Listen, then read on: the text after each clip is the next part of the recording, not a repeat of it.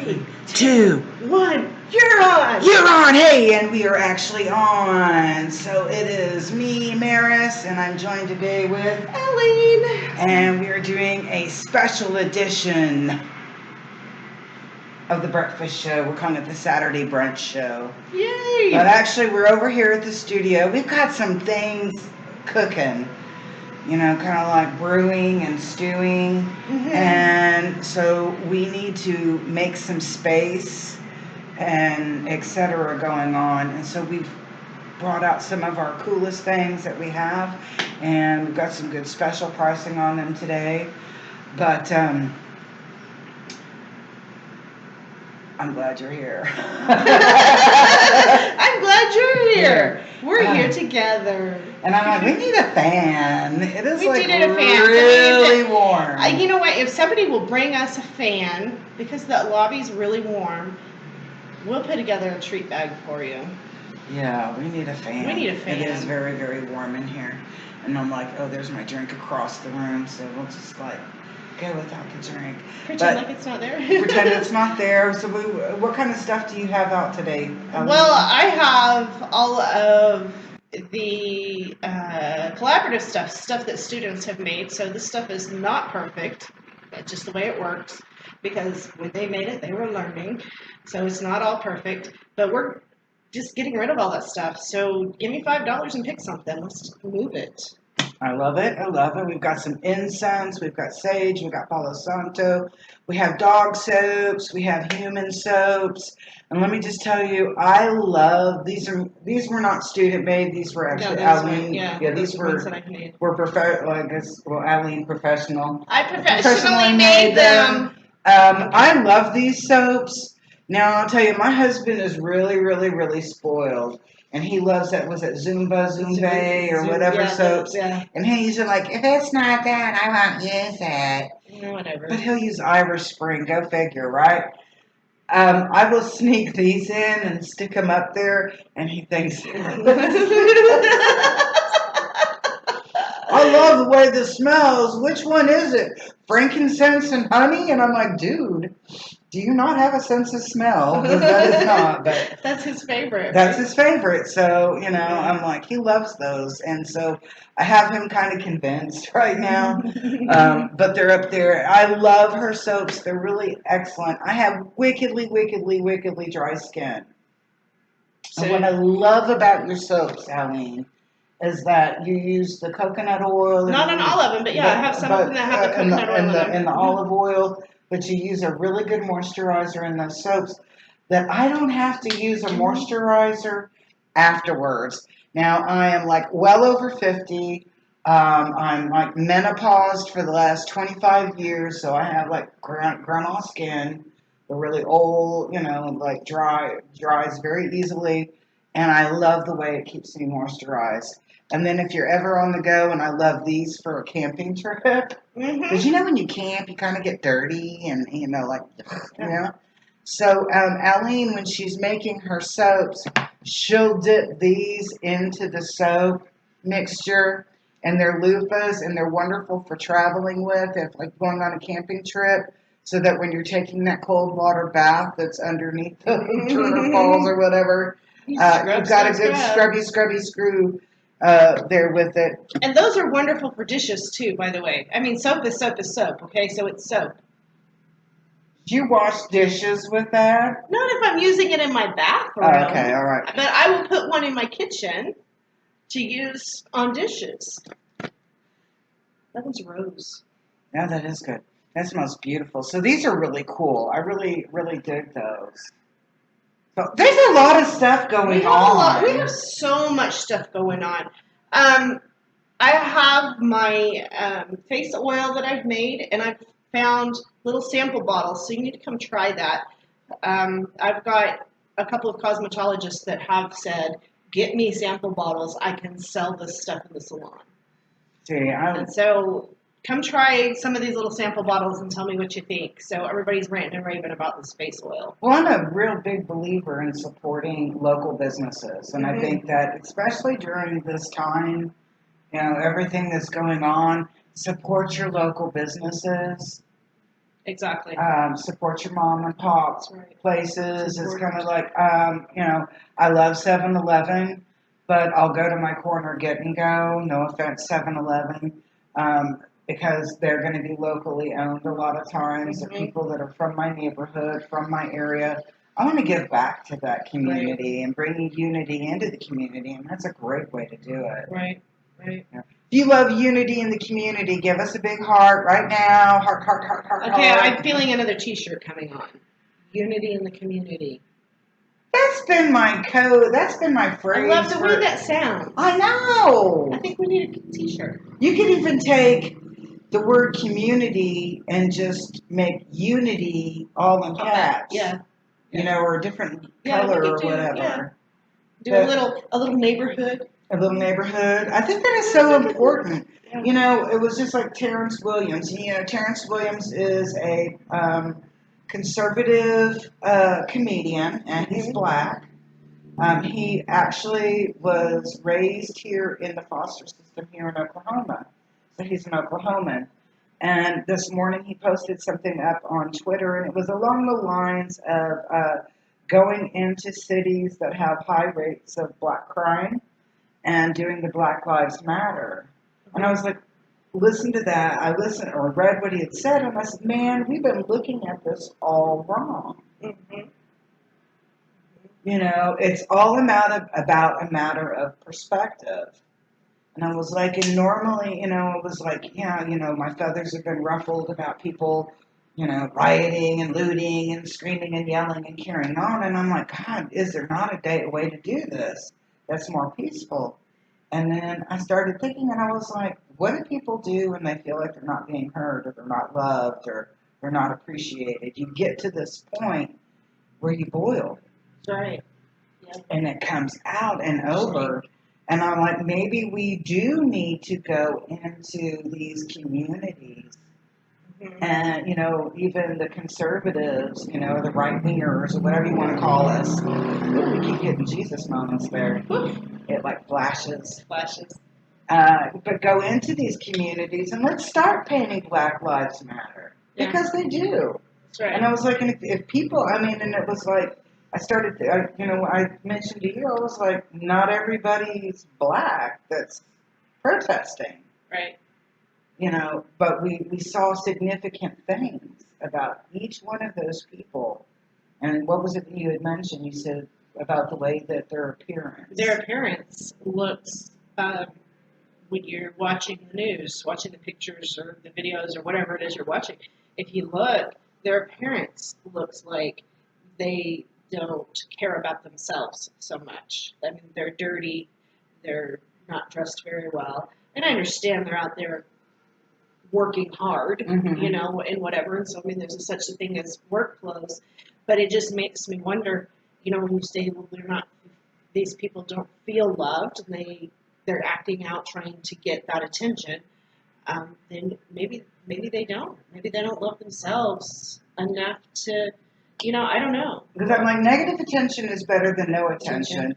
And if they feel like they haven't been heard over a period of time, that negative attention is going to have more resonance with them than nothing at all. Right. And, you know, so, you know, and it's kind of like I start looking at them. You know, it's kind of like they'll have like these before and after pictures, and they'll have a before picture of someone that was, you know, and then after they join Antifa or whatever they call the group or whatever, and there's a significant change in their appearance and the way that they look and their demeanor, their vibration. Right. And I'm like, so I loved what you had mentioned. You know, you said there's this moms group. So tell us about that moms So group. evidently, there's a moms group that likes to. It's like an organization, and they go out to the protests and things. I know that they will show up at like Pride Weekend and stuff a lot. I think that was one of their big things. And they will stand on a street corner and they give out hugs and just show love to these people that are so angry and evidently hurt because I mean, you know, you can't Hurt people do hurtful things. yeah. And so they just show love and give them some positive attention, some encouraging words, you know, and give them a little bit of love. And I think it's awesome to be able to do that and say, hey, you are loved. You are seen. We see you. We see you, we hear you, because I do hear them. I do, I understand. I feel that frustration, but I have to look at it like this, is I think that every group has a level of frustration. Yeah. That we all, every ethnic, every minority, every, majority, every religious gender, organization, every gender, every whatever. Everybody carries a bit of a strife or a burden. And I think everybody wants to be heard. Yeah. And sometimes we don't feel like we're being heard, so we're going to do silly things. Right. Or uncomfortable things, should I say. Because that was pretty uncomfortable, some of that. Yeah. And then the Wayfair, which we have to be very mindful about what we say on that Wayfair. That's just creepy. I'm sorry. I don't know. That's just creepy. And part of me is like, is this the Twilight Zone? Are we in the Twilight Zone? Versus, holy cow, hey, look. Yeah, look at that. Don't call me. That's so interesting to see that, because I see what you have as his last name, and all I think of is immigration. So I'm like, is that immigration, Brent? So somebody had told me years ago that you put ice after the contacts that you want contacted in your phone if something would happen to you. Uh-huh. So it means in case of emergency. I know, it's a cool little acronym, but it's, Yeah. I guess as the quasi-Latino over here, I'm over here going, but does that mean immigration? So before I wrecked my car would talk to me, so you tell it, call Brent or whatever. But I always have to say, call Brent Ice, because it would not recognize Brent when I said Brent. And so she would repeat back to me, calling Brent Weiss. So he'd answer the phone. I'm like, hi, Brent Weiss. Jane Margarita. No, just kidding. Hey, we got a couple. We got Margarita on us. I guess it would be Alyeen. No, you don't do a Margarita. It's kind of interesting to think of that, because I think I would have like husband, mom. Who do we call? Comes first. Child. Child Sarah, child Michael, child Juan. No. Yeah, I've got all my kids in my phone have ice after their name, and then my husband has ice after his name. So. That's really interesting. But yeah, that Wayfair, which I've never shopped on there before. I haven't either. I've tried to go on there and just browse in the past, and I'm like, well, that's not what I was looking for. I don't get it, so I just don't get on there. So. Well, I think I kept thinking about it, because I want to say that this is the app where you can kind of set your room up. Mm-hmm. I think so. And then you get in there and you can take that piece of furniture and you put it in your little app for your room and set it up and see what it would look like, blah, blah, blah. And, so there's a lot of times I'm like, that sounds really interesting. And that's about as far as I got with it. I've never gotten very far with it either. But I'm kind of funny about buying things like furniture or pillows, accessories, like that kind of stuff online, because I want to touch it. Well, if it's a chair or a couch, I want to sit on it. Is it going to be comfortable? Because I'm not going to pay $800 for a couch that I get home and decide that it's uncomfortable and I never want to sit on it. I didn't see any $800 couches on there. I saw like $10,000. That's ridiculous. Yeah, there was like some couch thing I looked at. It was a sectional, and it was $25,000. And it looked like something you could get at the discounted Mathis Brothers. I know, I can't believe. So I was just kind of, when I'm looking at that, I'm kind of like, I'm a little uncomfortable. I was like, I don't think there's anything on there that I saw. And then when I saw the little storage cabinets that were advertised, that were in the story in question, I'm trying to skirt around it without saying it. Trying to be discreet here. Yeah, I don't want to get in jail again for 30 days. Um, it was, like ugly stuff. And then you look like you could take like a snap of or a screenshot of the cabinet and go look at somebody else. I mean, it was like from 200 to $400. So I'm like, where are they getting off with like a $9,000? And then to get even creepier, they have those lifelike newborns, the dolls. Yeah, I had to stop it at that. They were all 14 inches, so I was like, yeah. But yeah, I started getting creeped out. So guess who's not going to be shopping there? Me. Or me. I just personally, I'm like, I don't want to buy my furniture online. If I'm not comfortable buying it on Amazon. Yeah. Right. Yeah. I'm like, no, I'm good. I'm good. No. No, thank you. No, not at all. I don't know. I'm not. Lately, it's like I've been on Amazon and ordered a couple of things on Amazon, and boom, I got it the next day. And then I would order something else, and it would be a 6-week delay. So I figured, oh, it must be coming from China. So I, kind of like canceled those orders. But no, I haven't really even been.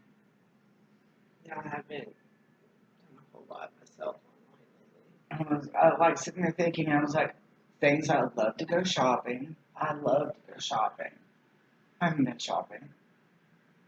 I have a couple of times because the kids needed something.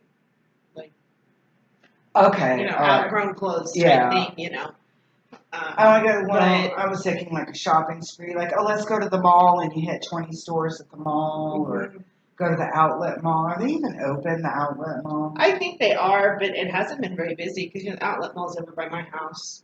Usually the parking lot's packed, and it's not been maybe half full.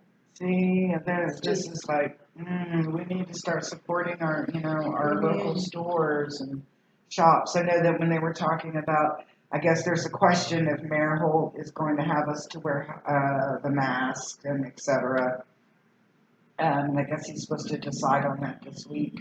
Oh, really? Yeah, this coming week. So we'll find out a little bit more on that. But I'm over here and I'm like, I don't understand the whole facet of closing down a city, closing down if we're having other things in play. Because I know we were talking about schools, and it was like, okay, are schools going to open, yes or no? And I'm like, schools are opening, and I will tell you why I'm saying that. I was at Walmart today, and they got back to school stuff. Yeah, they do. They do. So I was like, yeah, we're going back to school. Yeah. Although I don't know if you noticed or not how much was out. It wasn't nearly as much back to school stuff out as a normal year. Okay, but it's still, that is true. That is true, but it's still a little early. Yeah, it is a little early. early. With that, but I have a feeling that we will be going back to school. Right. I read that some of the things that were being said was, well, if you're not going to be in session, doors open, taking care of kids, that we're going to be cutting some tax funds. Wow. Yeah. Okay, so that being said, if you have thought about...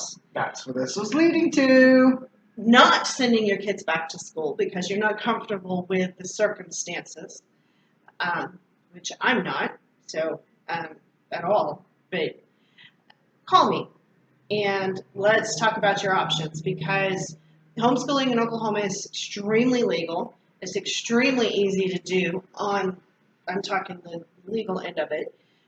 You do not have to report to anybody. And if you choose to take your child out of school, all you have to do is write a letter saying that my child's being withdrawn.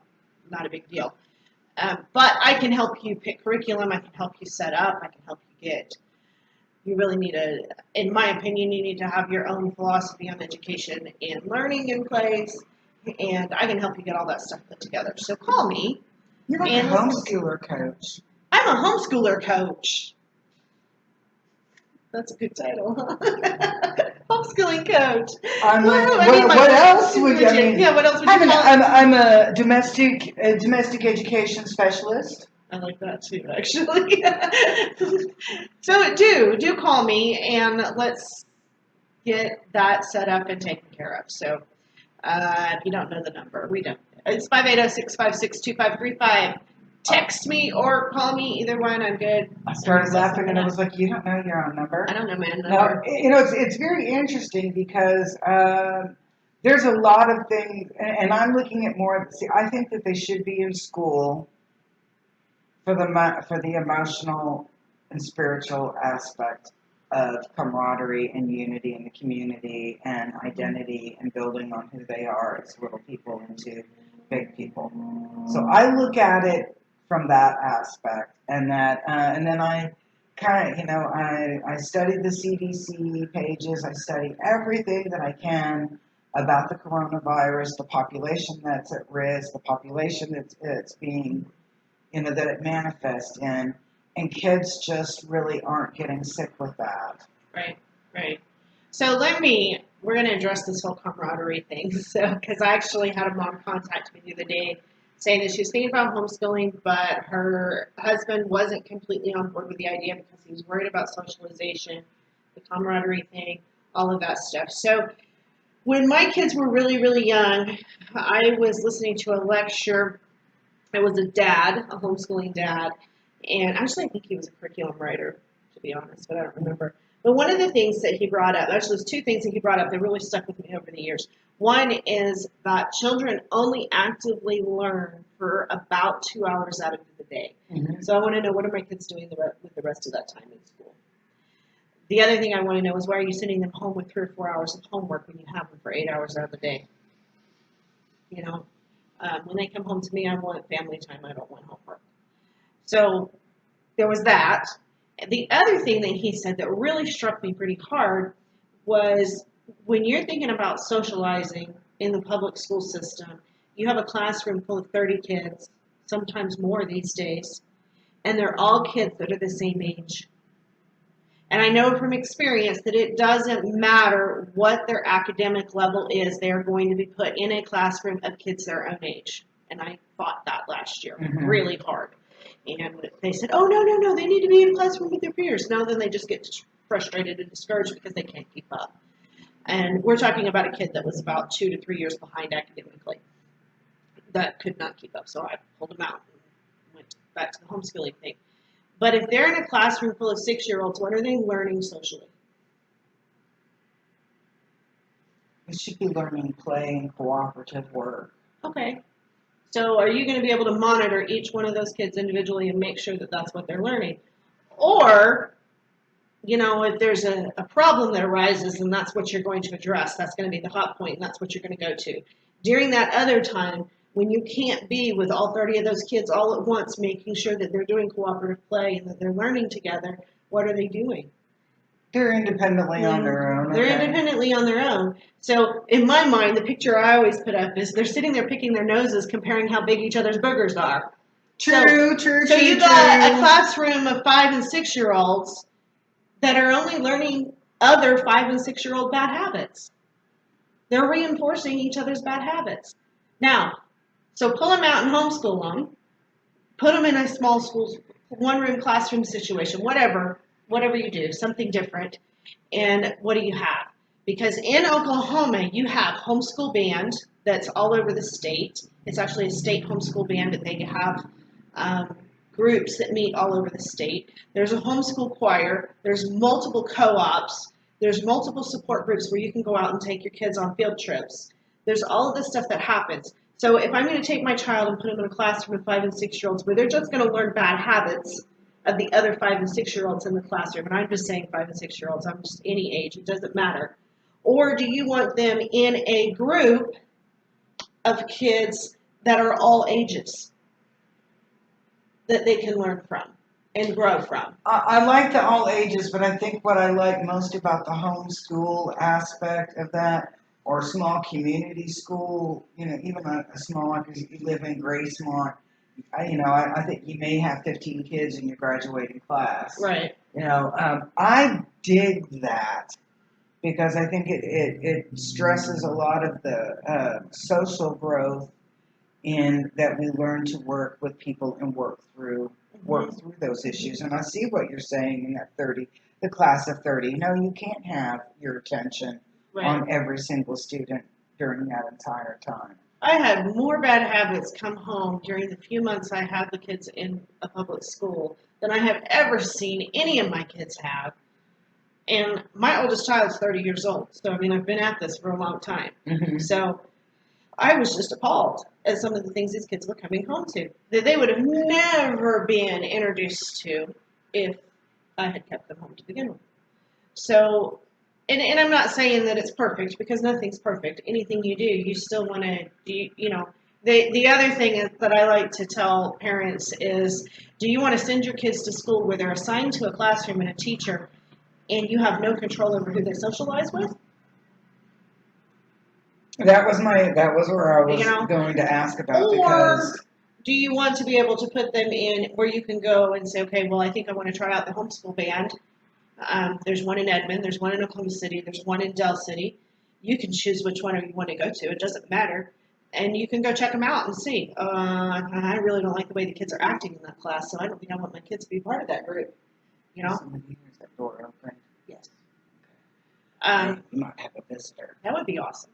You know, or or be able to say, okay, well, I'm going to choose the Edmond band because those kids up there seem to be better behaved, and you know, you get to choose. You know, parents are more involved or whatever. You know, so I mean, it's like choosing private school without paying the tuition. And have you looked at tuition for private school? Oh my goodness! Oh my goodness! You know, Harvard went online for 2021. Did you see how much they? Oh, it's your family. Well, it's my family. It ends up that it was Harvard's online tuition is like $48,000. That's nice. Got it, Bubba? Okay, you just got it. And that was just for that one school year. Wow. So I was a little taken back on that. I could not imagine spending that kind of money I can't either. in order for nuts. Ola. I got to think here before I realized I was too busy on the phone. Okay. Something I was going to ask you.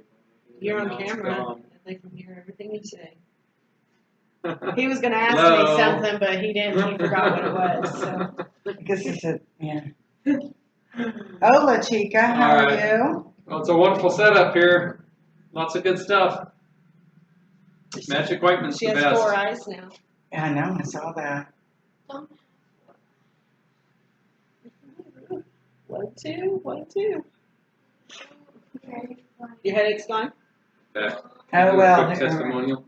Yeah, do a quick testimonial. Come on. This morning, You have to get over. So You have to be like here in the middle. You have to be kind of in the middle. I was watering the plants outside and found a few mosquitoes, and it reminded me that the Mama's Magic Ointment is awesome for mosquito bites. I'm pretty sensitive, and the Mama's Magic Ointment takes the itch away. It's good stuff. I have the anti-itch lotion, and everybody. Everybody keeps asking me for more. I've got to get some more made. I was like laughing because I was like, my dogs use it, I use it, my husband uses it, the cat uses it. So, yeah, everybody uses it. And with this mosquitoes and fleas and stuff this year, it's been a really great asset for us. So now I do love those products. So we need to get some more anti-itch lotion made. Y'all be safe. All right. Hey, Lucy, I like them. Put a smile on. Don't be grumpy.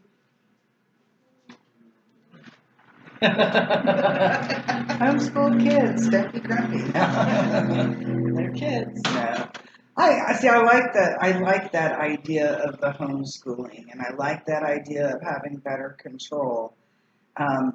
Here's my question: what happens if the kiddo, or that they do a homeschooling where there's not interaction with other kids? So then What's the downfall, okay. or what's So the pro? What's the cons of that? the cons of no interaction. So in my family, because I had 6 kids, so I had 6 kids at home all the time, and my kids were always active in something. I have seen kids that have not had interaction, and they're kind of socially awkward and not.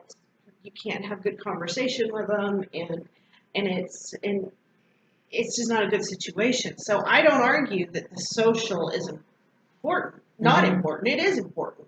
It's important that they learn how to interact. They learn how to communicate. They learn how to talk to people of all ages. That's how they learn respect for their elders. That's how they learn to respect other people's opinions and other people's knowledge and experiences. And boundaries. And boundaries. Exactly.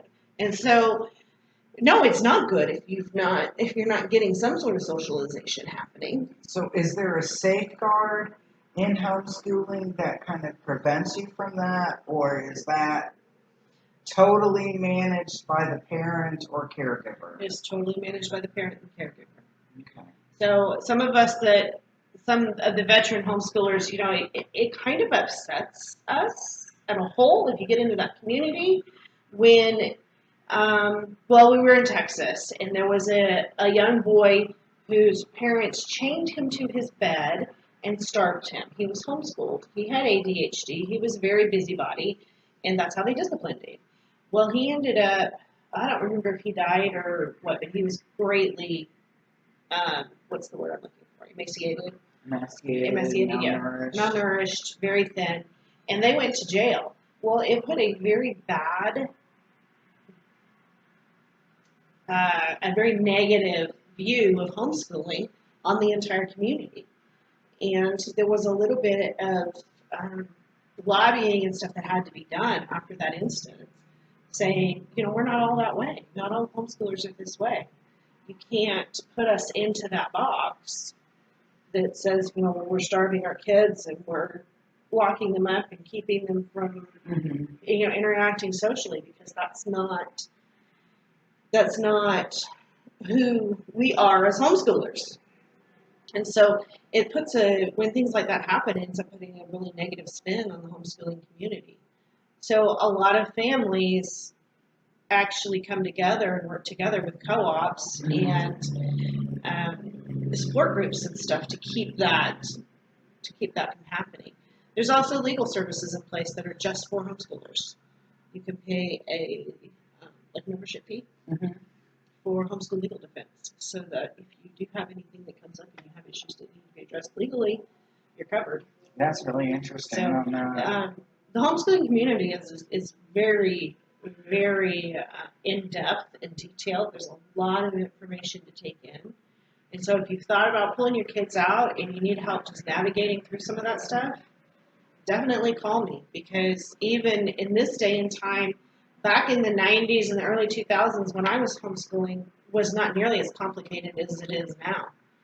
But there's also way more resources now than there was back then, 20 years ago. Yeah. So I think that when the curriculum wasn't that expanded as it is now. Right.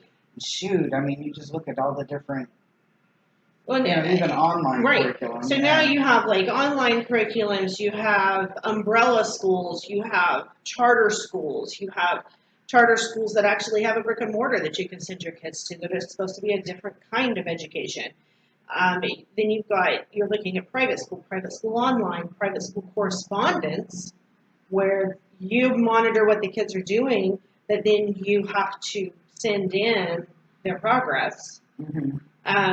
There's so many different ways to homeschool that it could be overwhelming for some people. One of the things that I had always questioned on the homeschooling was, how do they graduate out? I mean, is there a test that they take that states they have the knowledge base?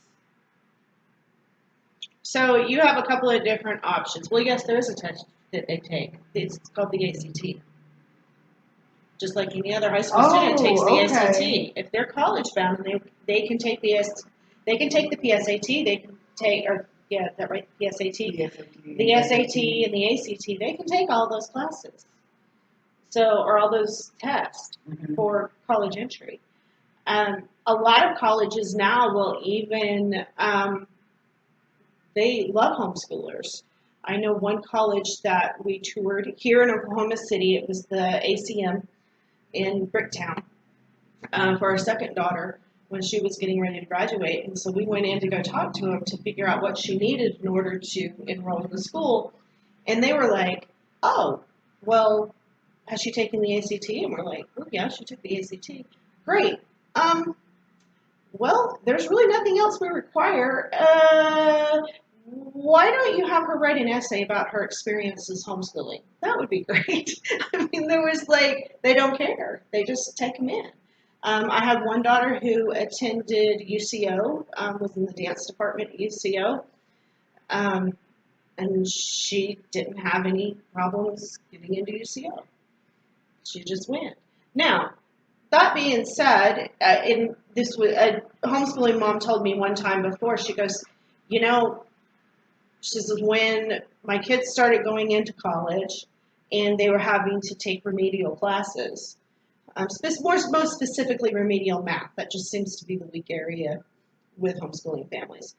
Um, she says she says at first I thought I failed because I didn't do a very good job at teaching math. She goes, but then I got to thinking about it. I was like, there's worse things that can happen. A remedial math just to make sure that everything got covered and everything's put in place before they hit the really difficult stuff. Mhm. She says, she was, I quit beating myself up and just said, I did the best I could and taught her everything I knew. And so she says, I got to the point where instead of feeling like I failed, I decided to be grateful for the remedial math for adjusting, for the things that I may have missed, Mhm. to make sure that everything was covered. So college is not difficult. Unfortunately, in the state of Oklahoma, homeschooling is not acknowledged as an accredited school, so they don't actually get a high school diploma. But the state homeschool organization will provide a list of what the public school or the state requires. I shouldn't say public school. I should say what the state requires for graduation. Mhm. So you can work from that list of requirements, academic requirements for graduation for your high school student. And if you go to the state homeschool organization, you can actually order a diploma for them. Okay. So if you want to order a diploma, you just have to know that that diploma is not recognized because homeschooling is not considered accredited. So it's kind of like a certificate of completion, but not Right. the certification. Right. Okay. And so, in a lot of homeschoolers, I think you and I grew up in a time where the GED was like, oh, you dropped out of school, you got your GED. That's so bad. That's Yeah. terrible. Well, these days, a GED is looked at as a high school diploma. They don't care. Shoot, my kids, their last couple of years of high school, my sons, I mean, I'll say it was a joke, especially for my youngest son. Yeah. It was a joke. And I'm like, and he's, yeah. Yeah. So, and there's so many different avenues you can take. I know families that when their kids are at high school, they put them in apprenticeships. So I've known a couple of high school boys that have apprenticed with cabinet maker. oh, and the homeschooling, Mhm. oh, wow. Something that they're interested in. Something that they're interested in. So I think that was the one thing that I really did appreciate about the homeschooling is that there was an aspect, like in school, in the public schools, depending on what your funding is, you'll get your music maybe, you'll get your sports maybe, you'll get your home ec probably not anymore. It's yeah, real for limited. sure. That in that homeschooling, there is that stress to learn skills. Mhm. Mhm. And it's, because I would tell my kids, learn a skill. You want something that's going to carry you through college. Right. Or if you're not ready to go to college right out of high school, you have to have some kind of skill that's going to pay more than minimum wage in order for you to start making your life. And so I was really fortunate that my sons were really good in sales. There you go. Yeah. That's a good way to go. They didn't have, I did not groom them with skills. Right. We'll just say, but they knew how to sell. There you go. Well, I mean, that's a skill that's that can be important. Well, shoot, I So- had them starting working in a store when they were in like second and third grade. Right. You know, they worked So, in our yeah, family store, right. so they Right. did learn a skill, I guess. So I have a son who will be 19 at the end of this month. He left home almost immediately after he turned 17. He just barely turned 17. He went up to Tulsa. Never thought I was going to be moving my 17-year-old son, my brand new 17-year-old son, into a dorm room with a bunch of college kids. But I did. He went to Spartan College in Tulsa, and he got a certificate in aviation electronics. He had thought about going on and getting an associate's degree and possibly a bachelor's degree because he could do that with that school. It's a tech school, but it's geared around aviation. Well, he got towards the end of his certification process, and he's like, I'm thinking about going on, but I don't know. I haven't totally decided. Well, then he gets a job offer from Honeywell in Kansas. Mm-hmm. And that boy, he's 18 years old. He's been working for Honeywell for, it'll be a year in September, I believe. He's making $50,000 a year as a single 18-year-old boy. And he's already said, he goes, this is perfect. Because he got the job offer, and he's like, I've decided not to go on. And, of course, Mom's going, what? How dare you decide to drop out of college? He goes, no, Mama, listen to me. He goes, I got a job making $50,000 a year, and they will pay for school. He says, I would be stupid to stay here and get student loans to finish up the schooling when I could be making money and then pay for school. So he's looking at going back to school, I think possibly in electrical engineering, so which is kind of what we had hoped he would do all along, but you can't force those things. So, getting a skill like that is super important. It's uber important. And how often would that have been an available, probable thing in a general public school? Unless you have a really, really good tech, VOTEC, that's associated with we it. lived in Duncan, and that's how he actually got introduced to this program. So he went to the trade school in Duncan, he went to the vocational school in Duncan, and we wanted to get him into the pre-engineering academy that was there for the high school students for the junior and senior year. Well, we missed the deadlines, or it was full or something. Anyway, for some reason, he couldn't get into the engineering academy. So I said, well, do you want to take something else? And he's like, well, yeah. So he went to the VOTEC half day for electronics. Well, when he got into the electronics class, he comes home in the first week. He goes, Mama, guess what? I'm like, what? He goes, this is aviation electronics. It's not just straight electronics. I'm like, okay, what does that mean? I'm confused, Well, the professor for that program at the VOTEC had actually partnered with Spartan College up in Tulsa and created a high school program that was a sister program to the college program. Mm-hmm. So he only got to go 1 year because we had to move. So we moved up here, and I thought, this is going to be no big deal transferring him because it's Oklahoma City. We have airports. There's gotta be. There's gotta be. Boeing's here. Tinker's here. Surely we can find it. FAA's here. Whatever, So I start calling around and find out that the aviation electronics program is only for adults, not for high school students here in the city.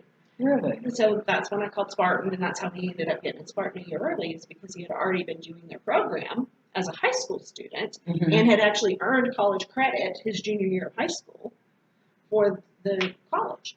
So that's how he ended up getting in there. So when you look at the vocational schools in Oklahoma, for the most part, are very friendly to homeschoolers. So in the high school years, they can go and do the health sciences classes. They can go get their LPN. They can get their CNA. They can go do business classes. And even some of my fourth daughter graduated from high school as a cosmetologist because she went to the VOTEC half the day for cosmetology. So there's so much out there that's available that you can create your homeschooling, the education for your family and for your kids. You can literally mold and sculpt that exactly the way you want it to be. And that's the beautiful part about that. And it's kind of like so the things that are important to you. So, as one of the things that we had talked about this morning was that kids don't know politics. Right. They don't understand, simple government setup and the way it's set up. And how many kids, I mean, really, did they even stress the Declaration of Independence? No, I mean, it was like, his name was Lewis Rainey, and Mr. Rainey was my high school history teacher every year but one when I had Coach Black.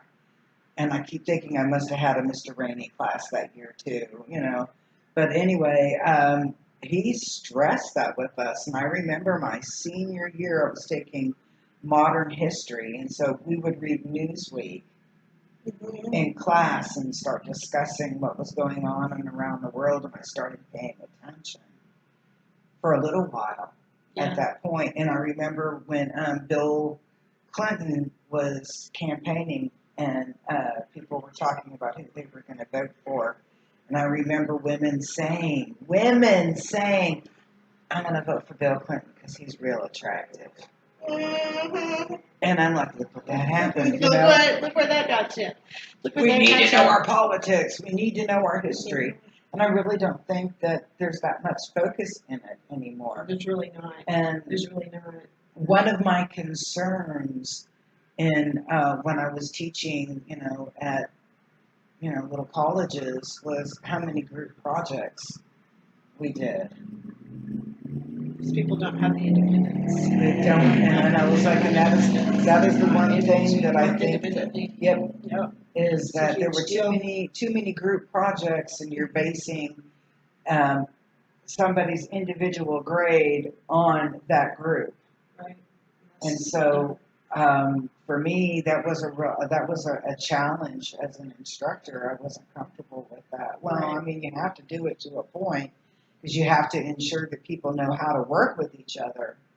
But there has to be a balance. There has to be a balance. And the other thing that I really understood as to be a grave change was the level of familiarity and comfortableness in the classroom.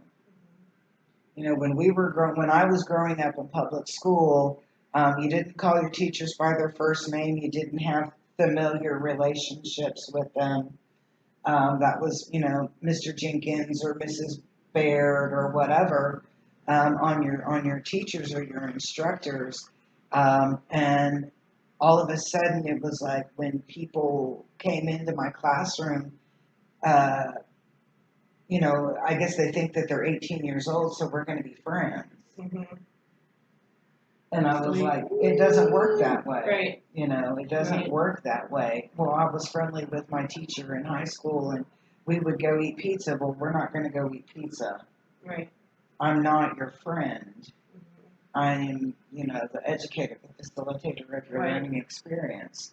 And I think that one of the things that I found with kids that were homeschooled that came into that scenario was that they had that level, they had that boundary where there was no question. The level of respect. A boundary. There was no question of what my role is and what your role is. Right. We're all good because we know what we're going to do. Yeah. And I think that a lot of times that some of the younger students were very, very lost. One thing that I found, and it was my last semester in teaching in like a career college atmosphere, was students didn't know how to read a textbook. Yeah. And utilize a textbook. And so my question in education, so my friends that are teachers, pipe up, say something, educate me, redirect me. Where did we stop teaching them how to read a textbook? Right. Or is it that you weren't even using textbooks, and that's why they don't know how to use them? Well, and I think that from what I've seen, and this is just a very small amount of experience with the school system, from what I've seen, textbooks are in short supply. I don't know why they won't spend the money on textbooks, but they don't spend money on textbooks. When the kids were going to the charter school, all of their schooling was online. There were no textbooks. Okay, so everybody knows that I'm a conspiracy theorist. I'm always thinking they're out to screw us. Alright, so if the reason that they took, or that there is a short supply of current textbooks, is that because they're not teaching what's in the textbook? You'd have to think so. I mean, that would be my first assumption. I don't know. I mean, it's a big deal. It's a huge deal to me.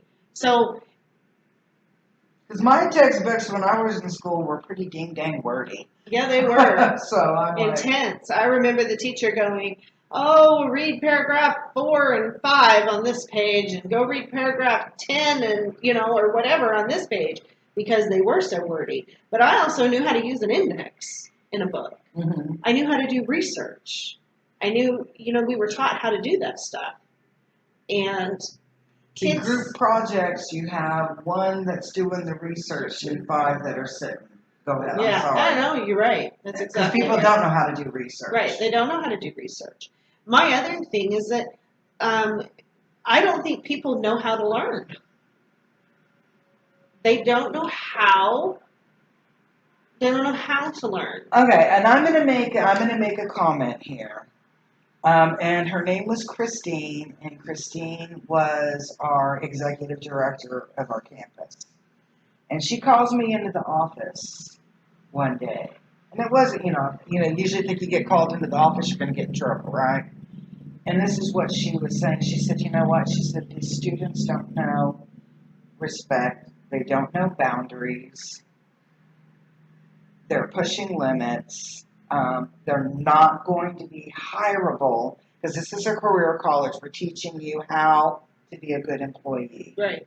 To do your skill and to do it well and be good at what you do. And she says, they emotionally or socially will not make it. You've got to teach them some respect. Or not respect, you've got to teach them how to have some respect and some patience. And so I'm like, okay. She says, and this is what I notice when I observe, and it wasn't my class, but she said when she observed some of the lab classes, is that the students were talking and carrying on while one student was trying to work on their skill. And that some people were just, playing on their phone. Other people were working on their homework. But most people were chit-chatting and et cetera. And that the lab skills in general were pretty poor. And so she had us start doing this where we sat in a circle around that area where you would be working on your lab skill. And you had to sit quietly and attentively, fake it if you had to, watching that other person with their skill. So somewhere over this whole span of time, from the 1970s to the 2020s, we have forgotten little simple things, little simple gestures as paying attention or giving somebody that respect of your attention during that time. And so I had an experience. I put a child into a 4th grade class, which really the child needed to be in about a 2nd grade class. But the school told me, well, this is how old this child is, and this is what class she goes in. Because this child's 11, whatever, 10, 9, 10, 11 years old, whatever. This child's supposed to be in the 4th grade. And I had some concerns with some interactions and things. And there's like, oh, well, don't worry about that because next year this child will be in the 5th grade. Like, how can you say that when we're only a month and a half into the school year? How can you say that this child's going to be in the 5th grade next year? Because they're going to push them through because there's no child left behind. Right. No child left behind. So now we've gotten to the point where we have a child who is frustrated, who is discouraged, who just does whatever work can be done to say that the work is done, but is not learning anything. So we moved to a charter school. That ended up not being any different. So we pull them out completely, and I test them. Because as a homeschooling parent, there is resources out there to test your child and place them where they need to be. As a homeschooling parent, if your child is a fourth grader, you can put them in second grade math and you can put them in sixth grade reading if you need to. You can't do that in the public school system. No, you can't. You know, to me, what's important is we get these foundational skills, especially in the elementary school. You get those foundational skills in place so that as they get older, they know how to learn. They can learn. So my theory is reading, writing, and arithmetic. Let's go back to one-room schoolhouse. Reading, writing, and arithmetic. And then once they hit about fourth or fifth grade, I start adding in actual history textbooks, actual science curriculum. Because now they know how to read. Now they know their basic math. Now they know language arts, grammar, so that they can communicate and they can understand what they're reading. That's not to say we aren't doing history and science in those early years, because we are.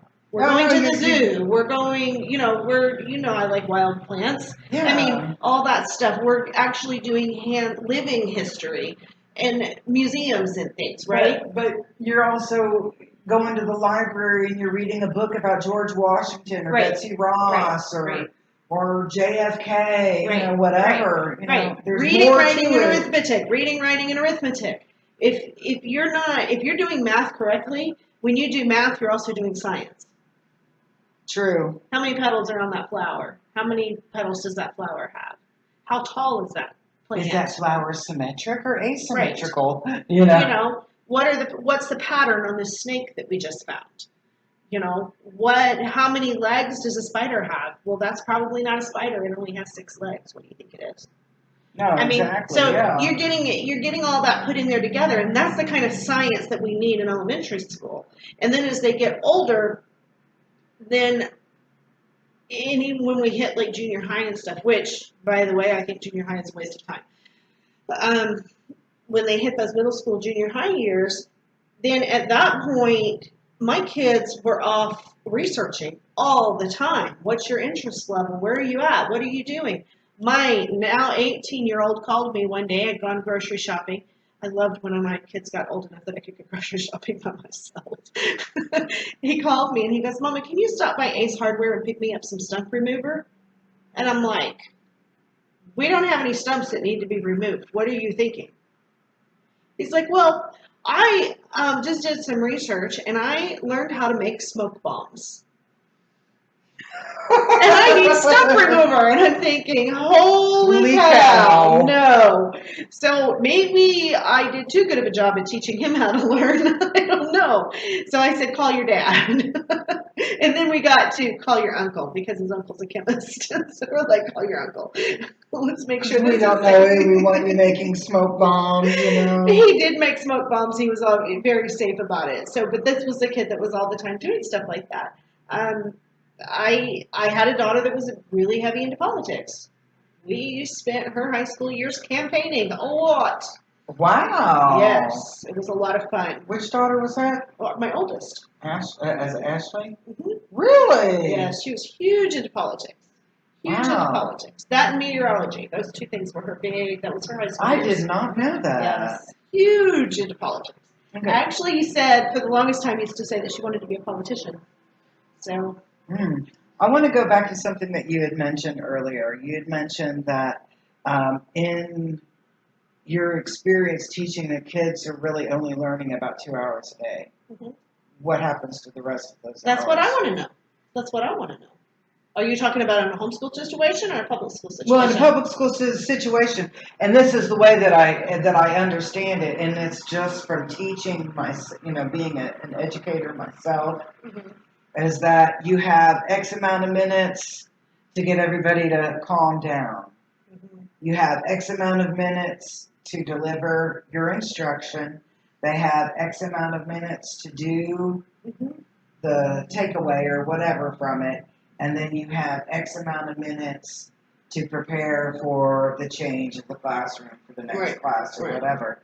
So you spend a lot of time transitioning, right, and not in actual active learning. So I think that's where some of that other 4 hours or 5 hours fits into is that transitioning time. Right. Which is a huge waste. Because I sit there and I think, and I'm kind of like, if you had me on a really hardcore schedule, what if I really like what I'm reading that day and I want to read it until that book is done?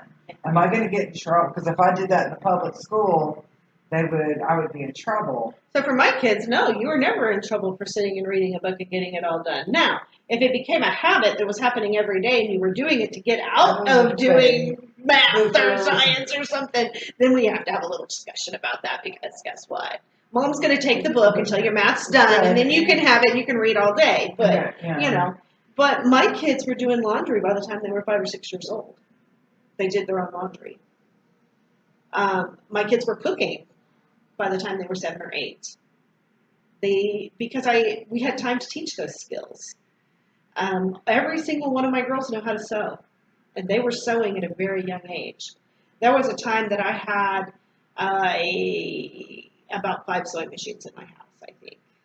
I was thinking, dang. Yeah. That was kind of like Abraham Lincoln. We were like Little House on the Prairie all the time, When we moved to Duncan, and we lived there for about 14 years, we horse sat for a couple of families actually.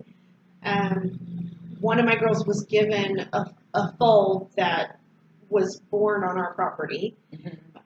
We had goats for a while. We had chickens. We had a big pond, so they would go out and fish.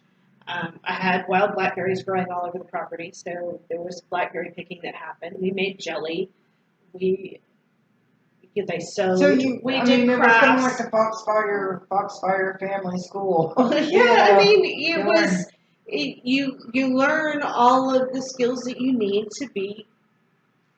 to live. So I want to go back to the whole idea of home economics. When you said home economics or not, you're right.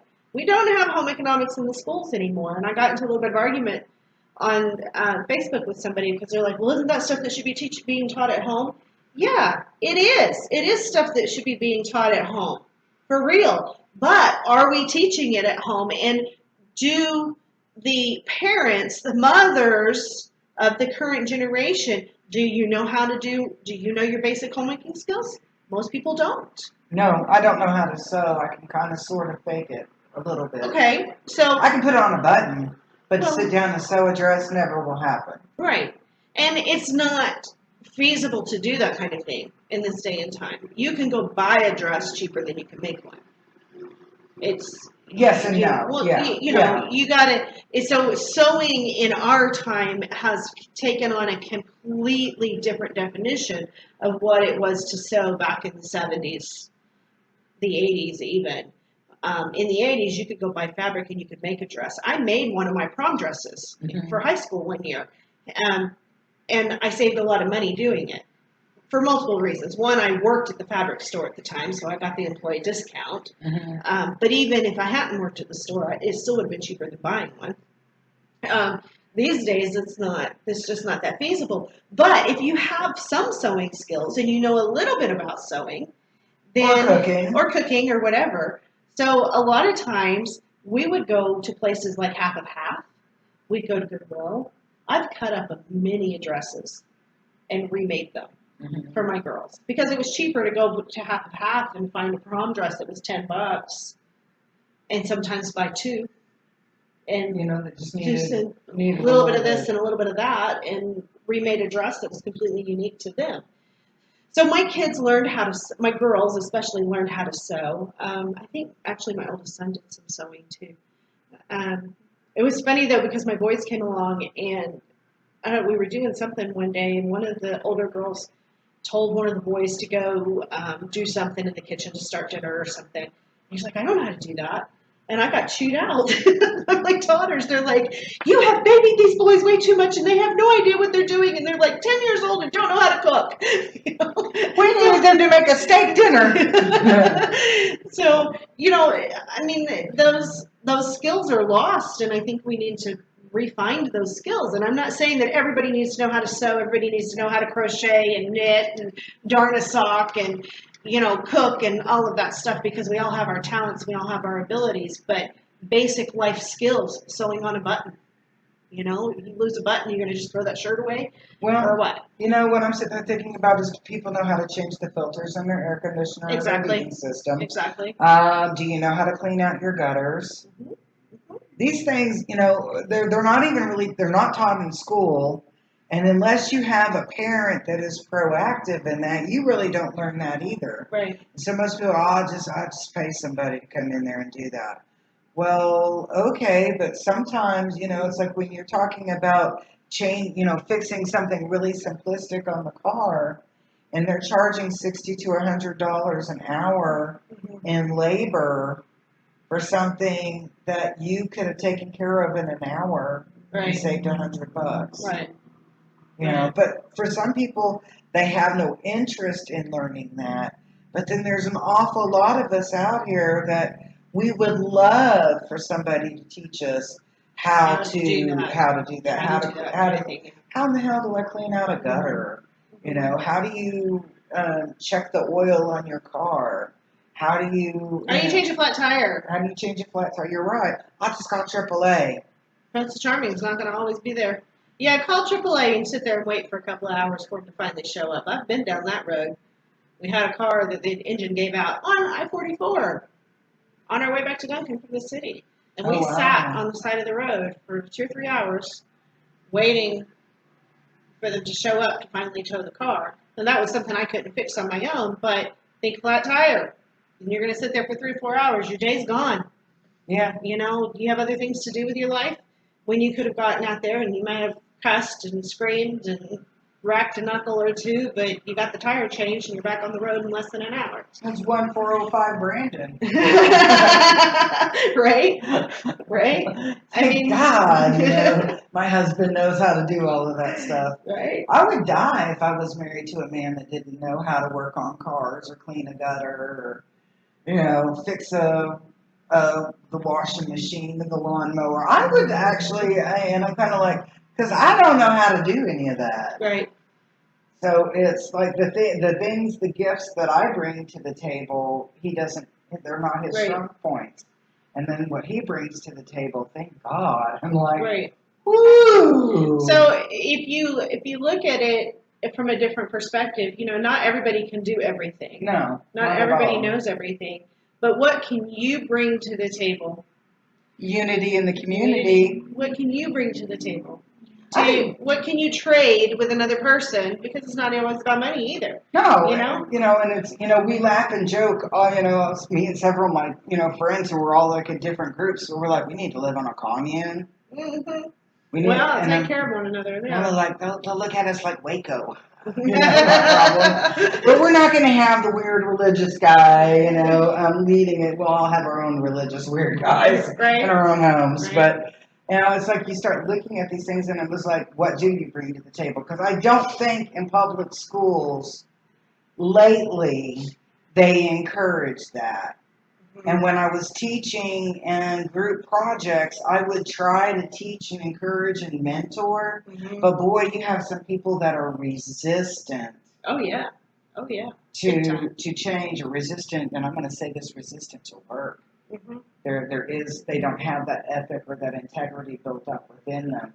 And so they don't know how to respond appropriately. So a lot of times, they're like dump all the responsibility on the one girl or the one guy in the group that loves to do research, that knows how to type, that can, is articulate and can enunciate words appropriately.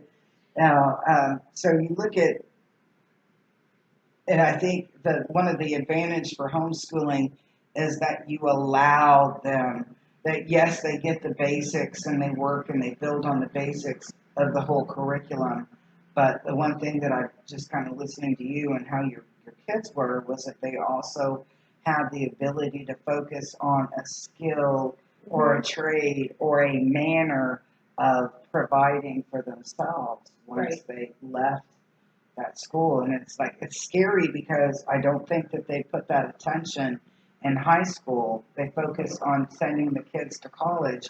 Not every kid is college material. That's right. So you have this gap of people, and I think, going back to people being frustrated and angry in the streets right now, it has, in my opinion, it has a lot to do with it. We as a community dropped the ball. Mm-hmm. I agree. We were not ensuring that they were getting their identity. Kane Ramsey, I study under Kane Ramsey, and one of his classes he was talking about, I don't know, it was Eric Erickson, and the different levels of stages of development, and that the big problem right now that he sees is that we forgot to teach identity. Mm-hmm. And nurture our kids or these generations through identity so they have no idea who they are. And that is one of the lovely, lovely things with homeschooling is that the kids have an opportunity to explore those things, provided you provide them. I mean, the parents have to provide them, obviously. You gotta encourage and support. So I don't know about you, and I think we've talked about this before, but for Christmas time, Christmas was a big deal for me.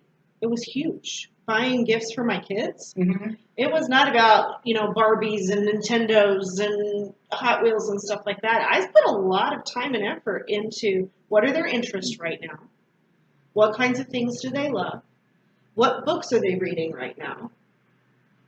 What have I seen them studying on their own and researching on their own?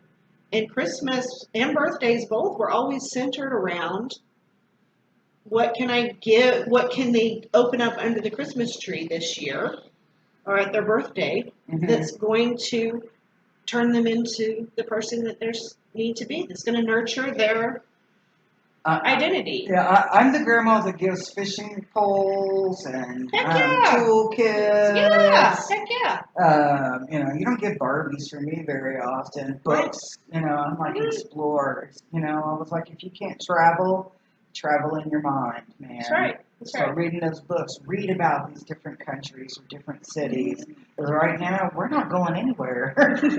I give art supplies as a grandmother now. I'm always doing art supplies and little craft kits and, stuff like that that's actually doing and not just sitting in front of the TV or something.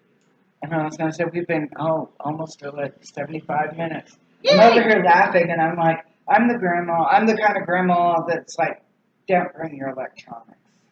There you go. Put them up. And they'll look at me like, what? What? Like, don't bring them. Yeah. Well, what about when I'm like on lunch break, or we're on a break? Okay, put them in your backpack. I don't want to see them. And I will put mine in the backpack, and you won't see mine either. I was like, there's too much of this. Right. And I look at, there's all the frequencies that come off of electronics and et cetera. So I'm like, clean the cooties. Oh, here's my, you bring up the electronics. I have a huge, huge beef with this, and it makes me absolutely angry. My kids were going to Boys and Girls Club for a while with the after school program and stuff. Mm-hmm. The staff members were handing the staff member was handing their personal phone to the kids to play on, to keep them busy. And I'm just like, oh, no, you don't. And we've friends that have come over to the house, and they'll hand the kids their phone to play on. And I'm like, no, absolutely not.